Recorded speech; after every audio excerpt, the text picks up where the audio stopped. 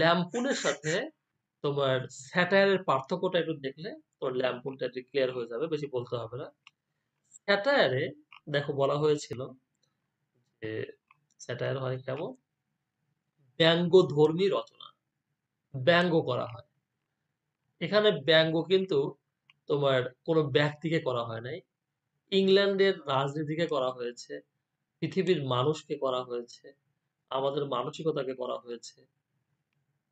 এটা একটা ভিন্ন জিনিস। এটি মানে মানে উচ্চ মানের বিষয় আর কি, বড় মনের বিষয়। কিন্তু যদি তুমি আমাকে নিয়ে ব্যঙ্গ করো, স্বপন স্যার, মির্জা সুলতান মাহমুদ স্বপন স্যার, তার এই বিষয়গুলো আমার ভাল লাগে না, অপছন্দের, এই বিষয়গুলো নিয়ে তুমি ব্যঙ্গ করে লিখলা, কবিতা লিখলা, তাহলে এই ব্যঙ্গ কবিতাটা হবে হচ্ছে ল্যাম্পন। যখন গুরুত্বপূর্ণ কিছুকে নিয়ে লেখা হয় তখন সেটা হবে স্যাটায়ার, কিন্তু যখন কোনো ব্যক্তিকে নিয়ে লেখা হয় তাকে বলা হবে ল্যাম্পন।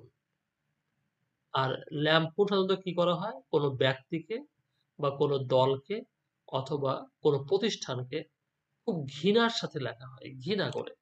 মানে মানে বোঝাই যায় যে তার উপর তার খুব রাগ, সে খুব, এই যে আমরা যাকে যেটাকে বলি অপবাদ দেওয়া, অপবাদ দেওয়ার ক্ষেত্রে কি আমাদের মুখ ঠিক থাকে, আমরা ইচ্ছে মতো বলে থাকি। তো সেরকম ইচ্ছে মতো বলাটাকেই বলা হয় হচ্ছে ল্যাম্পন কবিতা। স্যাটায়ারের সাথে এর পার্থক্য হচ্ছে স্যাটায়ারটা হয় হচ্ছে তোমার ভদ্রভাবে, সুন্দরভাবে, যেটাতে বোঝা যায় না, বুঝতে হলে মাথা খাটাতে হয়।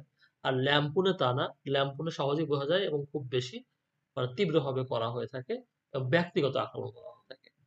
তো এরকম একটা উদাহরণ হচ্ছে জন ড্রাইডেনের লেখা একটি বিখ্যাত কবিতা ম্যাকফ্লেকনো।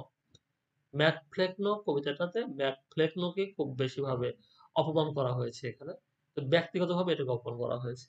এজন্য এটাকে বলা হয় ল্যাম্পন। ল্যাম্পন কি বুঝতে পারলাম?